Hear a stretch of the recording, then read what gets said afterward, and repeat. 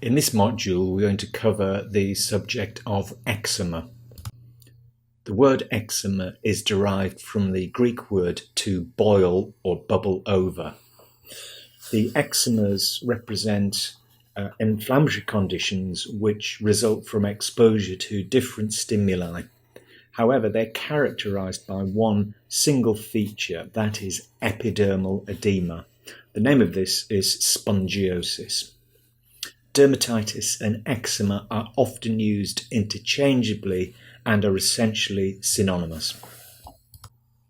Eczemas can look completely different, and that's often dependent upon whether we're seeing it in an acute or a chronic phase. So the upper panel photograph shows an acute eczema. The skin is red, swollen, wet, oozing, and occasionally acute eczemas will even blister. In the lower panel, we can see the features of chronic eczema.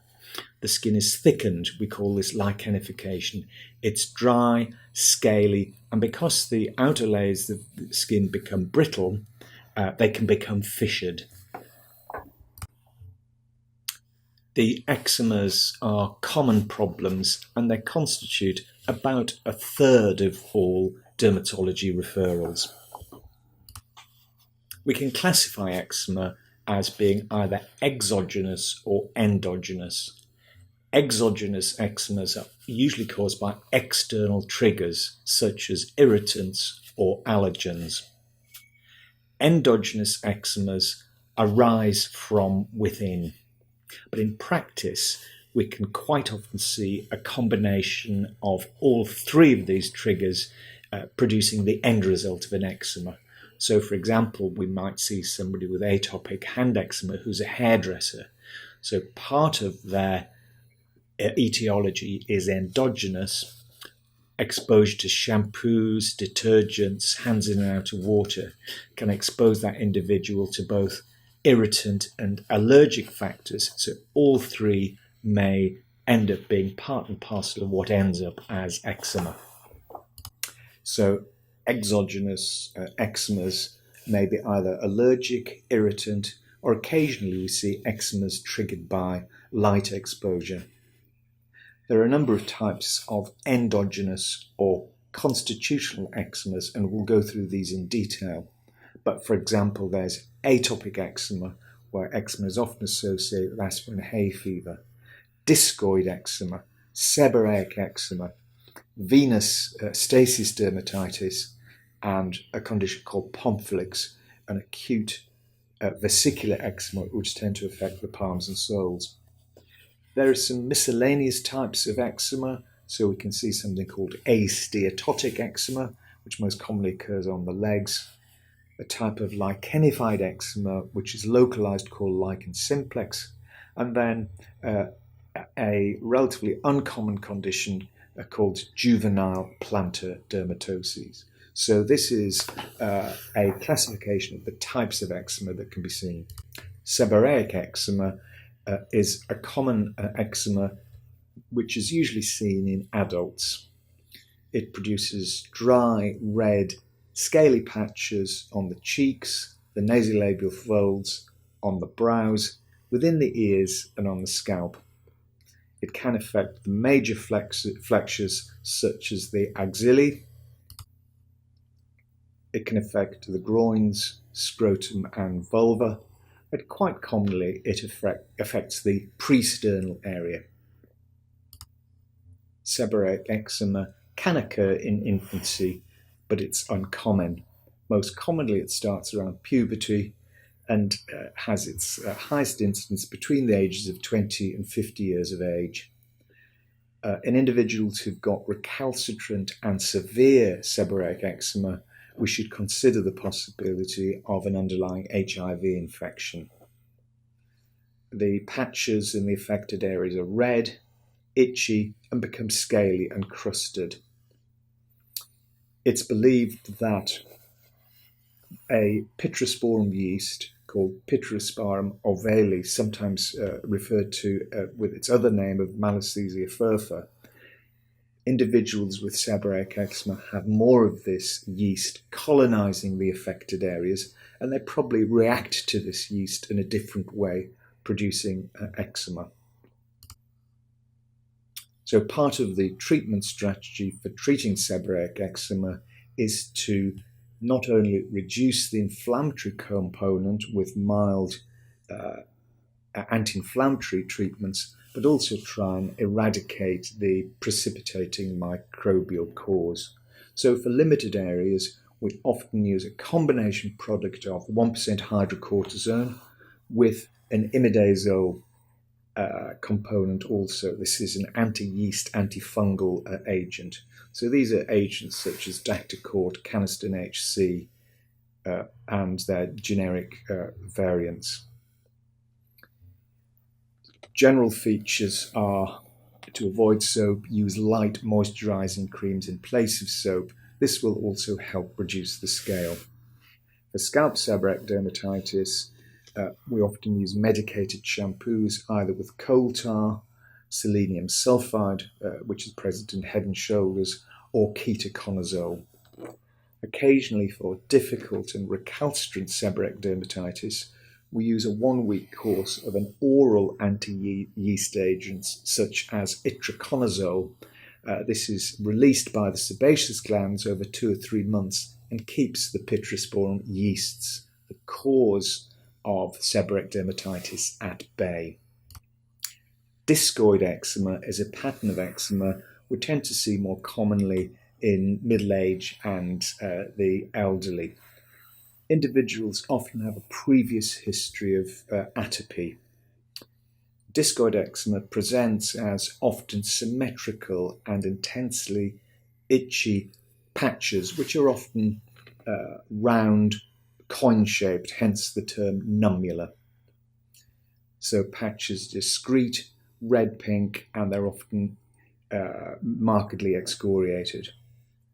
So discoid eczema, we need to use a moderately potent topical steroid, and we often combine this with an anti-staphylococcal antimicrobial because so often the lesions of eczema become impetiginized, and this keeps the eczema going. Varicose or venous stasis eczema is a common condition and most commonly affects elderly women with varicose veins and a previous history of deep venous thrombosis.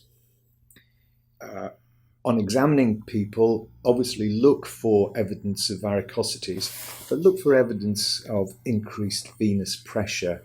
So around the ankles, we'll see something called phlebectasia. So these are enlarged veins and venules, often over the medial malleolus and over the instep.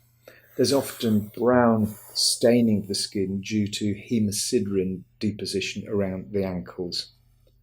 Eventually, this is then complicated by the development of eczema, and of course, ulceration can occur in the affected areas too. It's very easy for varicose eczema to then become secondarily sensitized, particularly by the use of emollients, dressings, and bandages. So varicose eczema is often complicated by a coexisting, superimposed allergic contact dermatitis, usually due to treatment. So here's the typical picture of venous stasis eczema. Notice that both ankles and feet are edematous. If we could see the insteps, we might see phlebectasia and enlarged venules. If we could stand the patient up and look at the back of the legs, we may also find conventional varicosities. So it's red, inflamed, and very often bilateral. So how do we treat this? Well, avoid soap and detergents, as one would do with all eczemas. Use a moisturizing cream in place of soap and use a moderately potent topical steroid ointment to suppress the eczema. It's very useful to use bandages which may contain a tar or other moisturizing components, but an important aspect of treating venous stasis disease and venous stasis eczema is to use appropriate compression with either compression bandages or stockings, and obviously elevation. Pompholyx is a type of acute vesicular eczema which affects the palms and or soles. Although it can be an exclusively endogenous disease, the pattern of Pompholyx eczema can also be seen with allergic contact dermatitis. With Pompholyx, there are often intermittent flare-ups, and this is particularly problematic when we go from cool to warm weather. It often produces an outbreak of Pompholyx. How do we manage this? The acute blistering phase can be managed by 1 in 10,000 potassium permanganate soaks to try and dry out the blisters, and using a potent steroid cream, or even intermittent short courses of oral prednisolone. Lichen simplex is a type of endogenous eczema which produces a localized patch of chronically thickened eczema due to perpetual scratching.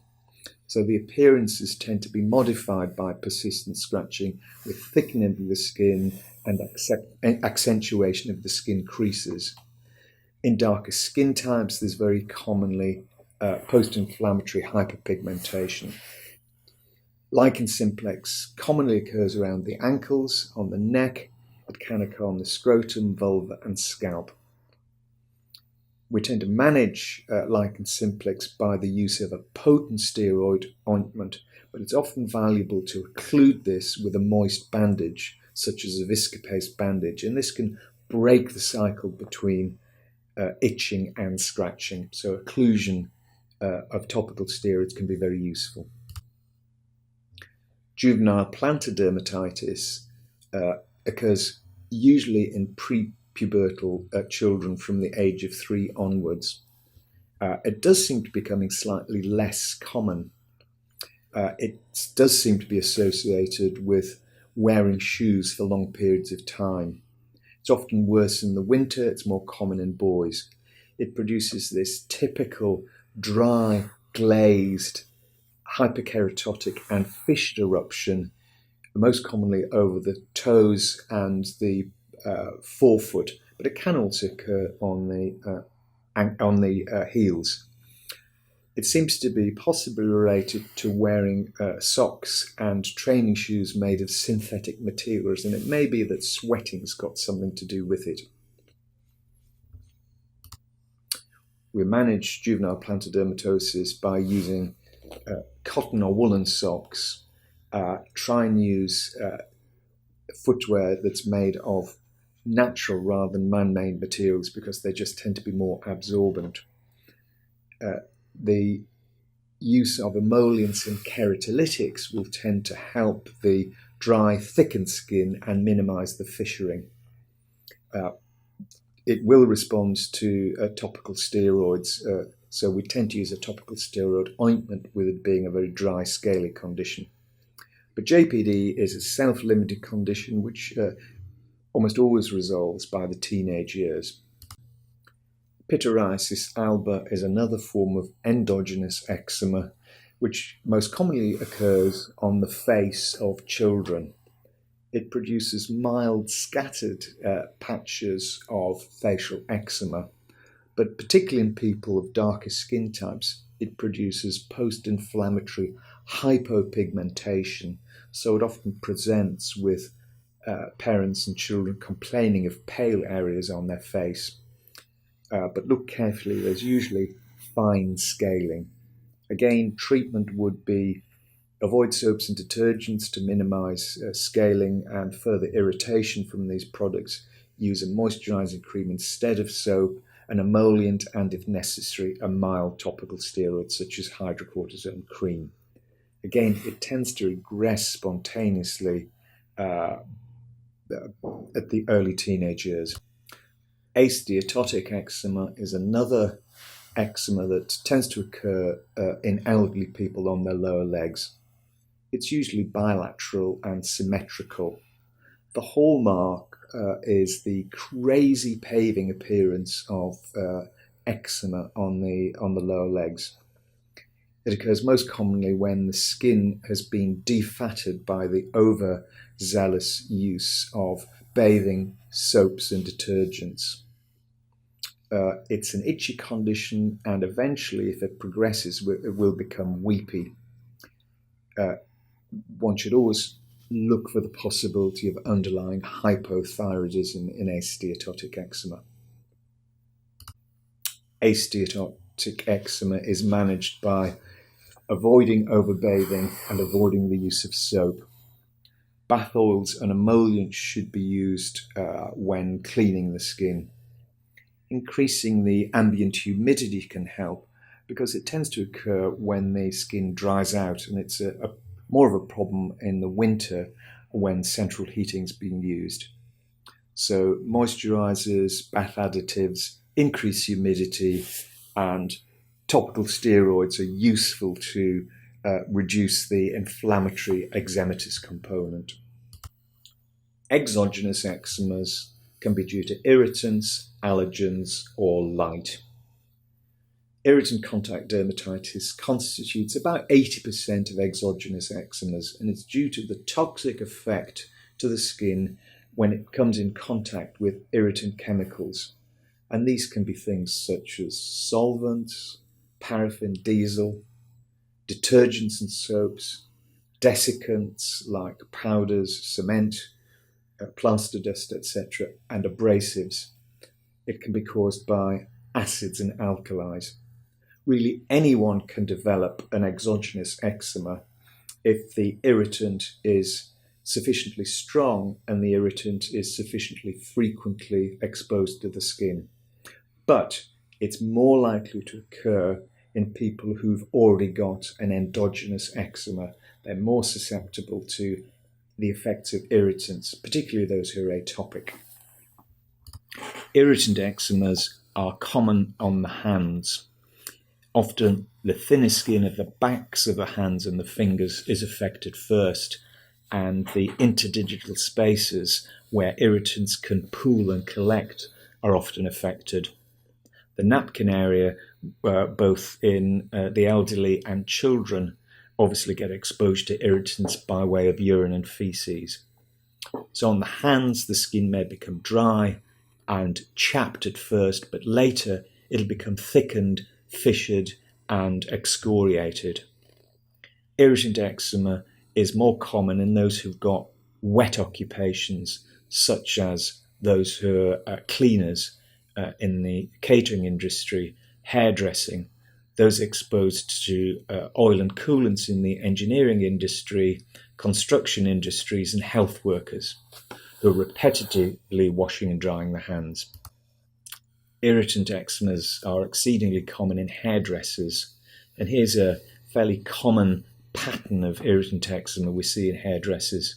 So you get eczema between the index and the middle finger, and that's because the hairdresser holds wet hair between these two fingers and then they cut the hair. So this area is constantly wet, dry, and this will lead on to the development of an irritant eczema.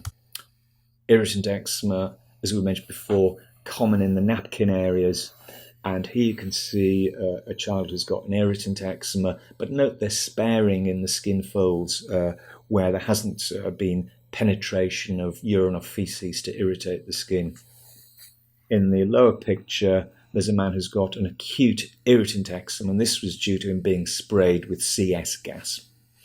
So CS gas acts as an acute irritant. Allergic contact dermatitis constitutes about 20% of exogenous eczemas, and this is an immunological delayed type 4 hypersensitivity reaction when the skin comes into contact with a chemical to which that individual has previously been sensitized. So this is a type 4 immunological reaction, and very often once sensitized, really low concentrations of substances elicit a eczematous reaction. Common contact allergens are nickel, rubber, perfume, hair dye, chromate, which is present in cement. It's important to remember that an individual may have tolerated exposure to an allergen for years before they become sensitized, but once they're sensitized, they will then react, sometimes with increasing ferocity, each time they're exposed to it. So a good example here is hair dye. Many people have dyed their hair for 20 years before they become sensitized. Once sensitized, every time they're exposed to a hair dye, they will develop an often increasingly severe reaction to that hair dye. We can investigate allergic contact dermatitis by a technique called patch testing. So this is only relevant for allergic contact dermatitis, and it's not relevant to irritant exogenous eczemas. So when we patch test, we use at least a standard battery of common allergens which are applied to the skin on the back. We will then supplement this standard series with additional allergens which may be supplied according to the relevance of suspect allergens to the location of the eczema and perhaps that person's occupation or what they've been exposed to by way of medicaments. So we use a standard series and we may then supplement the standard series by additional series of allergens according to occupation and location of the eczema. So here's somebody undergoing patch testing.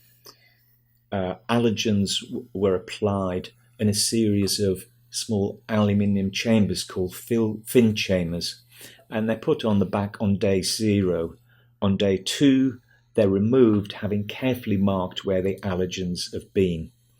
We then look again on day 4 for the final reading, and a positive reaction is shown by a local eczematous reaction at the site of where a particular allergen has been, and we can grade that reaction as either mild, moderate, or severe. So now we'll look over some of the common presentations of allergic contact dermatitis.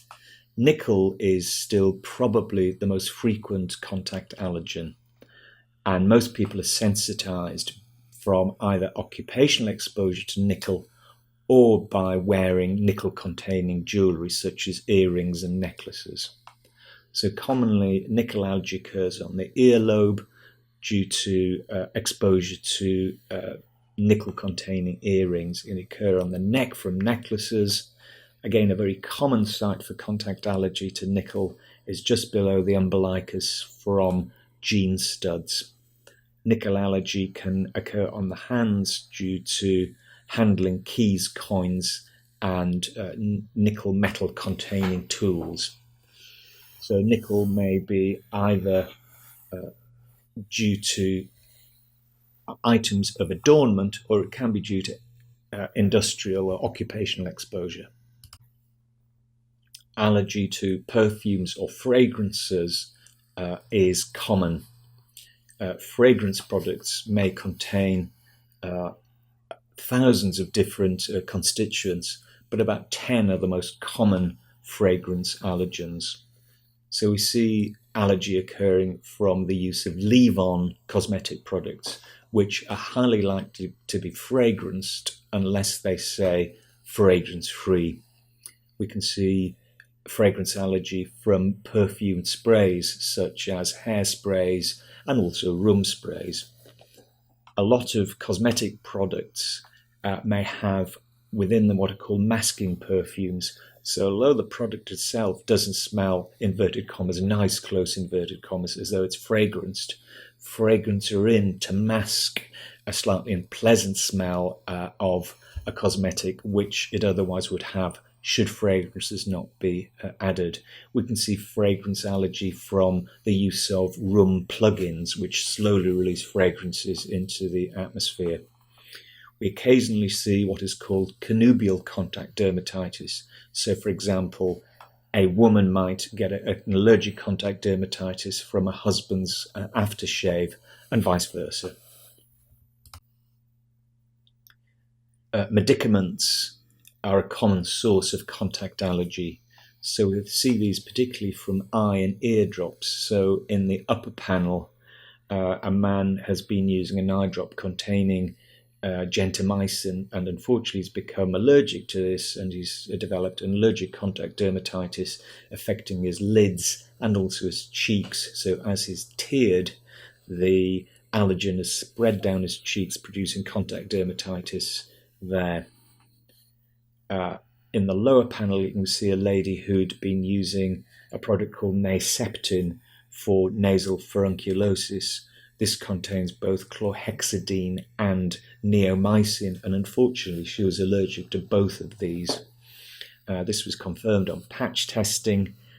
She was given a potent topical steroid. Clearly she's got to avoid neomycin and any cross-reacting antibiotics and chlorhexidine in the future.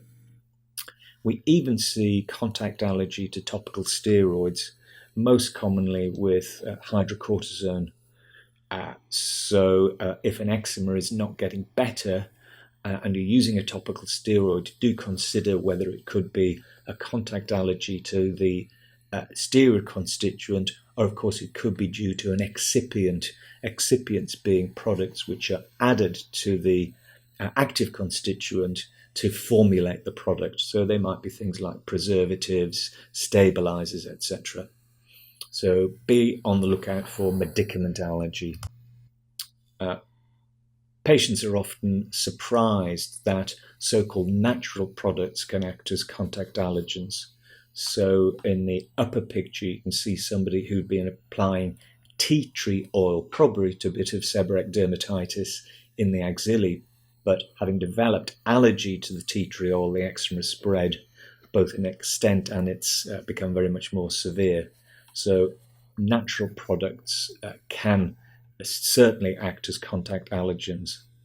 In the lower panel, you can see a lady who had some eczema on her neck. She'd used something called Betnovate cream, and she became sensitive to a constituent in this. The eczema got very much worse, and this was due to an excipient in the cream rather than the steroid itself. It was a preservative called chlorocresol. The perianal area can become sensitized from use of agents such as local anesthetics and also fragrances and preservatives which are used in wet wipes. So if a perianal eczema suddenly gets very much worse, obviously ask what have they been using, what are their constituents, be suspicious, avoid them, and patch test. Just like the perianal area, the lower legs can become very easily sensitized. So this is somebody who'd got varicose veins, some stasis dermatitis, but had been using paste bandages, and unfortunately she'd become allergic to a constituent of the paste bandage, parabens, and on top of a stasis dermatitis she'd got an allergic contact dermatitis. Common allergens are antibiotics and antiseptics and constituents of dressings and bandages, and rubber within compression bandages can act as a sensitizer. The usual cause of hair dye allergy is the hair dye amine dye called paraphenylene diamine. So hair dye may be tolerated for years before an individual becomes sensitized. Hair dye allergy is more common in women, but Asian men do dye their hair more commonly than do Caucasians, and the scalp and beard areas are the most commonly affected areas. Temporary tattoos, so beach tattoos, are often the source of sensitization to paraphenylene diamine. So beach tattoos tend to contain an organic solvent such as paraphenylkerosene, a tiniest amount of henna, and then a reasonable amount of paraphenylene diamine. So inverted commas, henna, close inverted commas, dyes very commonly contain a small amount of henna, but most of the color comes from the amine dye, paraphenylene diamine. So not uncommonly, kids go to the beach, have temporary tattoos, they will react to that temporary tattoo, forget about it, and then they're sensitized for life. So 20 or 30 years later, when they start to go grey, if they put on a hair dye, it's highly likely that they'll develop an acute allergic contact dermatitis in the scalp and face because they've previously been sensitized in childhood. Potassium dichromate is a chemical found particularly in wet cement, and it's common for those in the construction industry to become sensitized to it. Once they're sensitized, exposure to wet cement at a later date can produce elicitation reactions. Also, potassium dichromate is used to tan leather. So anybody who's sensitized to potassium dichromate may get a contact dermatitis from wearing leather gloves or leather within their shoes, because chromate is being used as the tanning agent in those garments.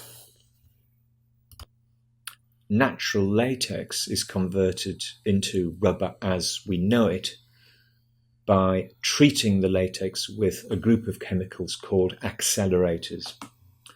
So the latex itself is a very uncommon cause of contact dermatitis, but a fairly common cause of a type 1 immediate hypersensitivity reaction.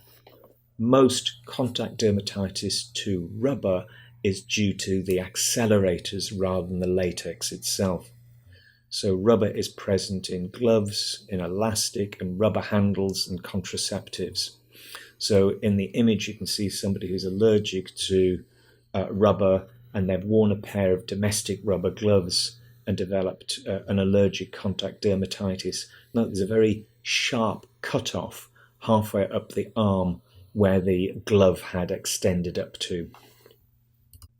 Colophony is a sticky substance which is extracted from the sap that comes out of pine trees. And of course, old-fashioned sticking plasters contained colophony. And if people became sensitized to the colophony, they developed an acute allergic contact dermatitis if they used a sticking plaster which contained this substance. Most adhesive plasters now don't contain colophony, but in fact have one of several different acrylate adhesives, so colophony allergy is becoming much less common. Items of adornment and cosmetics are a common cause of allergic contact dermatitis. In the upper photograph you can see a lady who's got streaky eczema around her mouth, but particularly over the upper chest, and that's because she's allergic to the resin in her nail varnish. This resin is called toluene sulfonamide formaldehyde resin, and it tends to produce this streaky eczema around the mouth and on the chest rather than around the fingers. These days, a more common cause of nail varnish allergy again are acrylates. The lady in the lower image had developed an acute eczema affecting her lids, particularly on the right, and this was due to a biocide which is added to the mascara. So all cosmetics tend to contain preservatives and biocides to stop them going moldy and stop them going off, and they're a relatively common cause of contact sensitization. Epoxy resins are used in two-part adhesives such as araldite, but also they're used in quite a lot of finishes. So for example, this chap is a floorer, and he'd been using an epoxy resin system to seal a floor. Epoxy resins can become airborne, so they can produce an airborne contact dermatitis affecting the hands and face. So even though he's not had contact directly with the resin has become airborne, and because he's sensitized, he's developed eczema in these exposed sites. Acrylates are very versatile plastics, and the most common source of acrylate allergy is reaction to acrylic nails. So this can occur both in the consumer or in the technician or beautician who's been applying the nails. So acute acrylate allergy can produce an explosive fingertip eczema. As you can see on the left, and on the right you can see somebody who's obviously got acrylic nails, who's got a more chronic fissured contact dermatitis of the finger pulps. Acrylates are used extensively in industry, so in the construction industry, electronics industry, so they're a common cause of industrial contact dermatitis. Plants are quite common causes of contact allergy. This can occur due to direct contact with the plant, but some plants, particularly things like chrysanthemums, the allergen can become airborne, so it can produce an airborne exposure pattern of contact dermatitis, particularly on the face and hands. So the lady on the left developed episodes of facial eczema only after giving birth to children. The reason for this was that was the only time she was bought plants, and unfortunately each time she had a baby she was bought chrysanthemums. She was allergic to them and developed an acute allergic contact dermatitis on the face. The panel on the right demonstrates somebody who's allergic to garlic. What often happens is that people hold the garlic between their thumb, first and third finger, and chop it using their dominant hand, so they get a fingertip eczema on the thumb and the first two fingers on the non-dominant hand. And again, the solution to this is think about it, identify it, and use a garlic press rather than cutting the garlic. Footwear can produce allergic contact dermatitis, and various constituents of the shoe may be implicated in the cause. So leather, of course, contains chromate. Leather is often dyed. There are adhesives which are used to stick various components of the shoe together. And obviously there's rubber sometimes present in insoles or the soles of the footwear item. So on the left, this lady's developed an acute contact dermatitis due to an adhesive in some sandals. The picture on the right shows an acute contact dermatitis with blistering, and this was actually due to a fragrance that he'd used in a deodorizing insole. So how do we treat irritant or allergic contact dermatitis? Well, with irritant dermatitis, it's essential to minimize contact with potential irritants, both proactively and should eczema develop from there on. And this might require changing the work practice, adequate ventilation to make certain any vapors are piped away from the work area. People might need to wear gloves or appropriate personal protective equipment. So avoiding the irritant is paramount.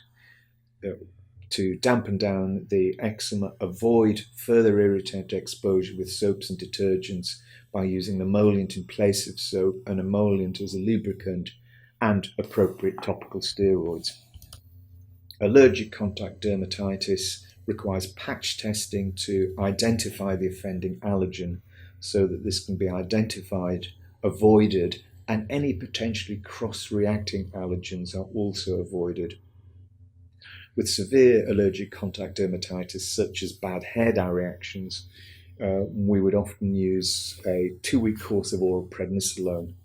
For mild reactions, topical steroids and emollients. But clearly the cardinal feature is identify the offending allergen and avoid it.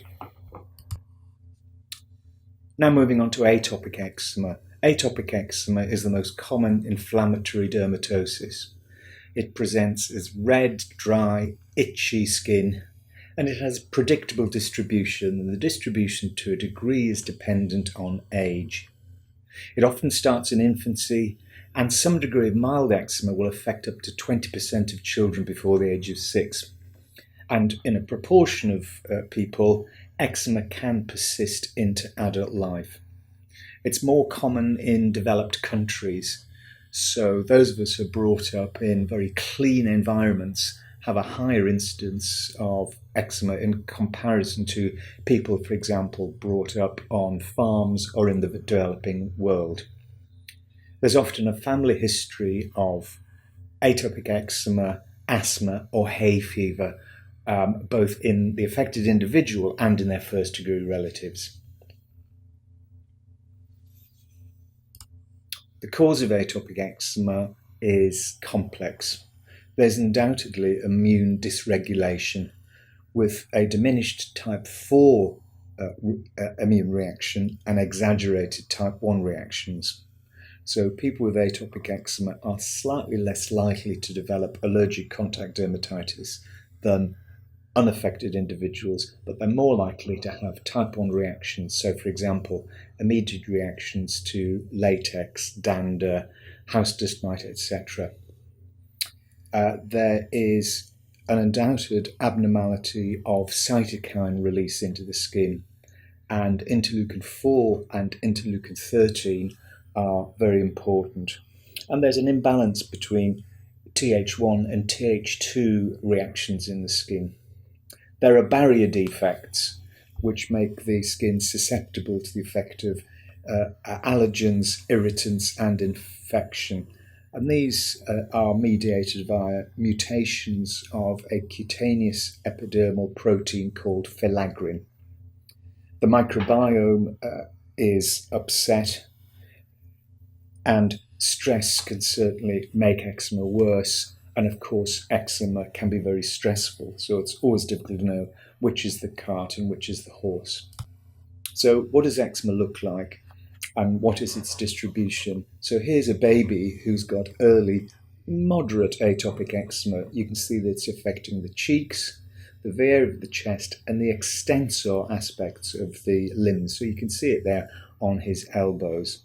It's quite common to get an increased incidence of irritant eczema in atopy in the napkin area.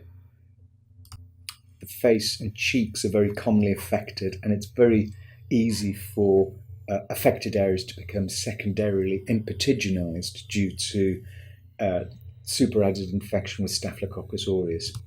In toddlers and younger children, the distribution often changes, so we often see eczema on the feet, on the minor flexures, so in the antecubital and popliteal fossae. So in the left-hand photograph here you can see typical minor flexural popliteal fossa atopic eczema. In the right-hand photograph, however, the knees are affected. So this is what is termed reverse pattern eczema, and this often has a slightly poorer prognosis.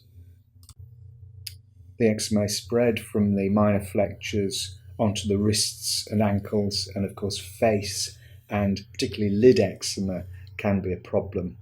As this young lad demonstrates, eczema is incredibly itchy, and you can see his scratching, and as a consequence of that, lichenifying his skin. In adults, atopic eczema is quite common on the hands. So in part, this is due to endogenous factors, but also repetitive wetting and drying of the skin, which may be occupational or may be due to parenting duties, will often bring eczema out, particularly on the dorsal aspects of the hands. And if the skin thickens up, particularly over the knuckles, you can get very painful fissures. Atopic eczema is very common on the lids, and neck eczema can be quite common, and it often results in post-inflammatory hyperpigmentation, and this is sometimes referred to as atopic dirty neck. Nipple eczema is very common, particularly when women are breastfeeding, and eczema, of course, can spread from the classical areas and affect almost anywhere on the skin.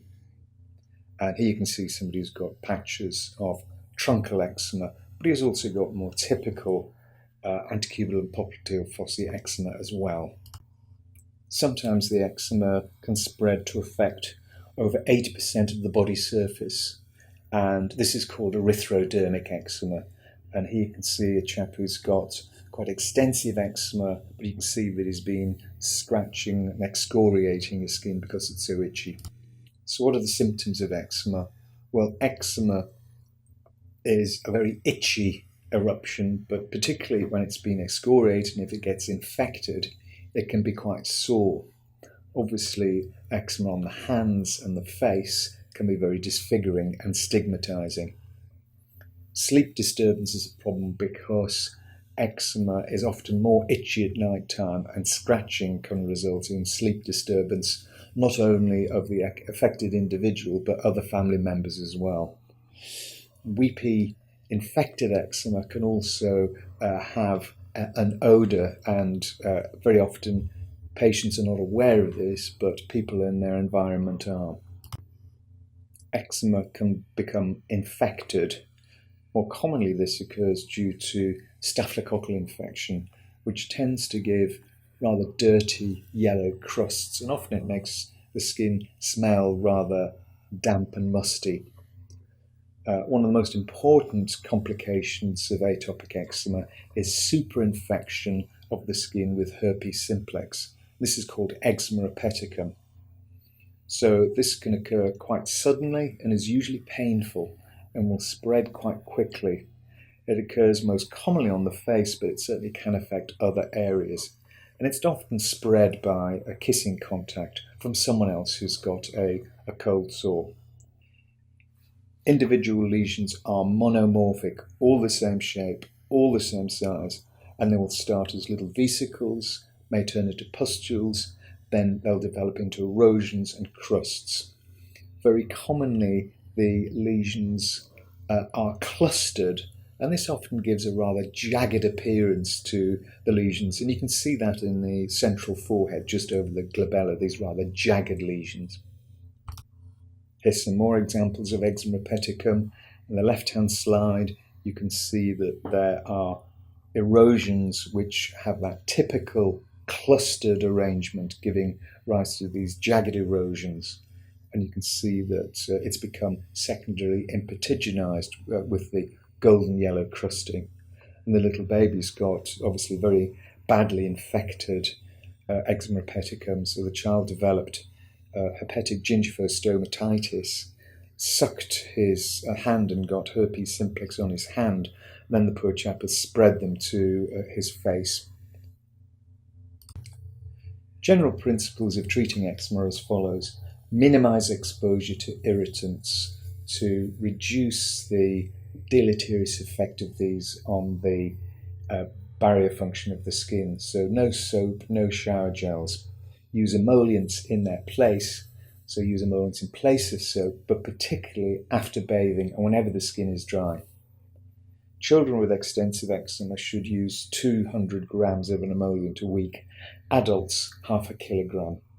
Which emollient? Well, there's really no evidence to suggest that any one emollient is any better than the other. The most important thing is the patient's got to like it, because if they don't like it, out of a 500 gram pot, 499 grams will stay within it. So it's useful to allow patients to select their own emollient by trying a number. So they can use one as a soap substitute, one as a general moisturizer, or they might prefer to have one product that does all. They help to restore barrier function, and they will soothe and comfort the skin. It's important to recognize and treat infection if it's present. So if it's overtly impetiginized, it's more sensible to use an oral anti-staphylococcal agent. If there's eczema hepaticum, take swabs and start antiviral therapy, either by mouth or, if necessary, intravenously. But as they so commonly are secondarily impetiginized with Staph aureus, it's important to combine antivirals with an anti-staphylococcal agent.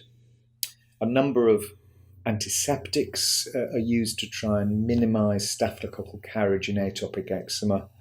Bleach baths are popular. They help reduce the colonization of staphylococci. Half a cup of domestic bleach is added to a full bath of water, and this helps keep the bugs at bay. It's important to try and reduce the damage done by scratching the itchy skin. So we can do that firstly by suppressing the eczema, either with topical steroids, phototherapy, or even systemic treatments.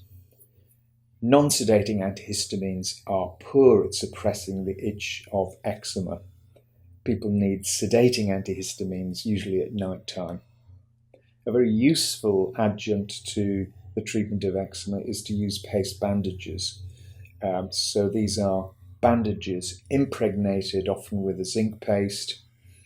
So a topical steroid is put on the skin, then paste bandages applied on top, then a crepe bandage is put on top of that, and the whole system reduces the itch-scratch cycle and minimises the damage that can be done by scratching with their nails. The most widely used anti-inflammatory treatments are topical steroids. They come in a variety of potencies, and this is dealt with in detail in the separate module on skin treatments.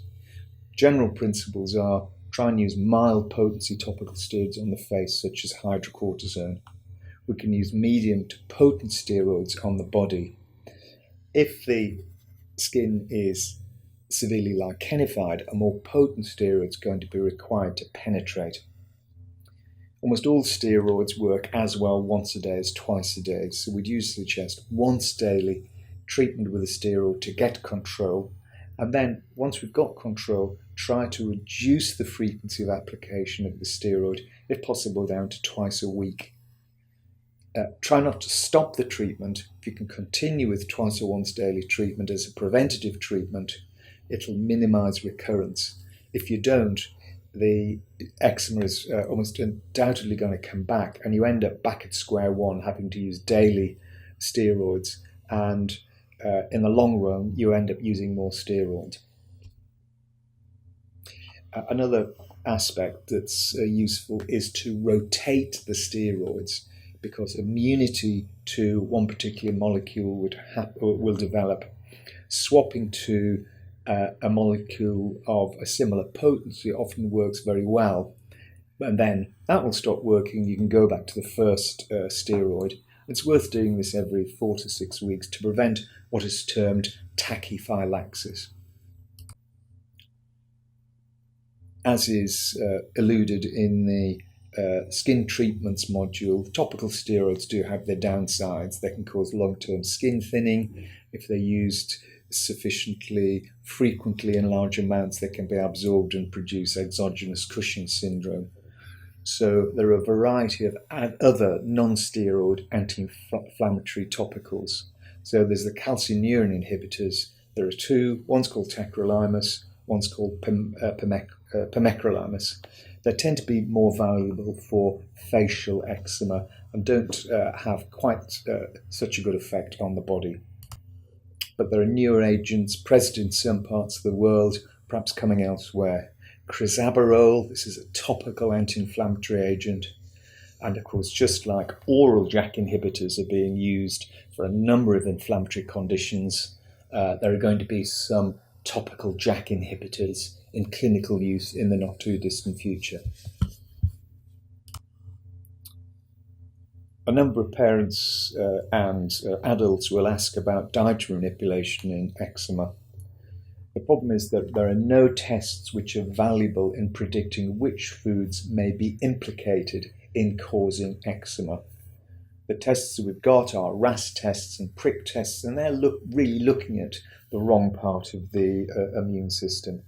So in adults, dietary manipulation is a little bit unrewarding, and it must just be done on an empirical basis. So if there's inadequate control with emollients, topical steroids, antihistamines, bandages, etc., a empirical few food diet can be tried for, say, 6 weeks. It's important that no other changes are made to the treatment at that stage.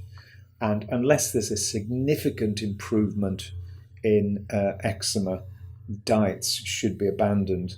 Obviously, if there is a significant improvement in the skin, then foods can be added back one at a time to see if a culprit food type can be identified. Dietary manipulation in babies and toddlers is more rewarding. One of the more common problems is that of cow's milk protein allergy, and a trial of casein hydrolysate, again for a month or so, may be valuable to see if it helps. Clearly, if it doesn't, it's important to go back to a normal diet.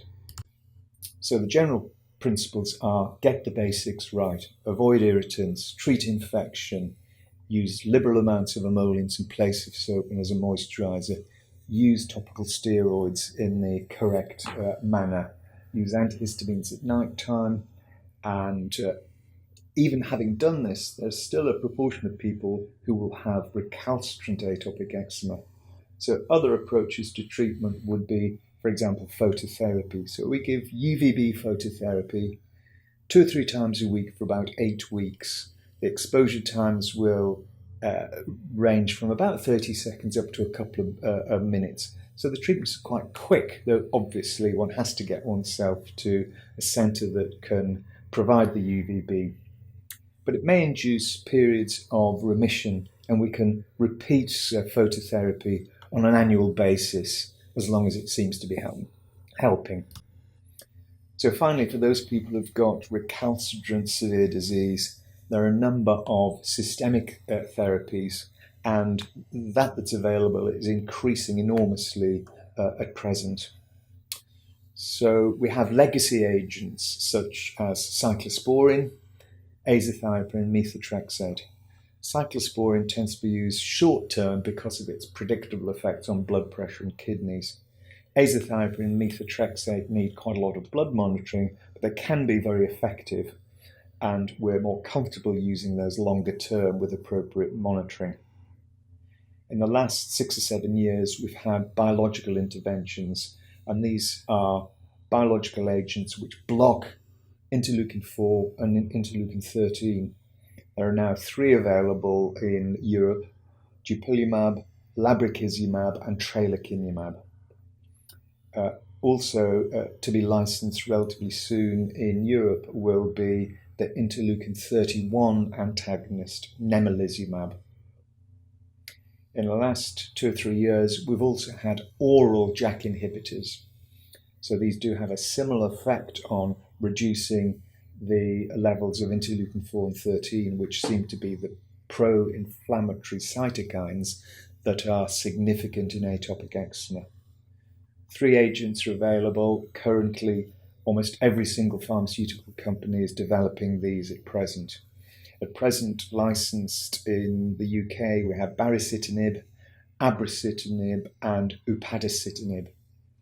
But there's huge advances going on, and there'll be a raft of new treatments, both small molecules and biological agents, over the next few years. So it's a very exciting time for those cohort of severely affected patients who are not adequately controlled with legacy systemic agents, phototherapy, and getting the basics right.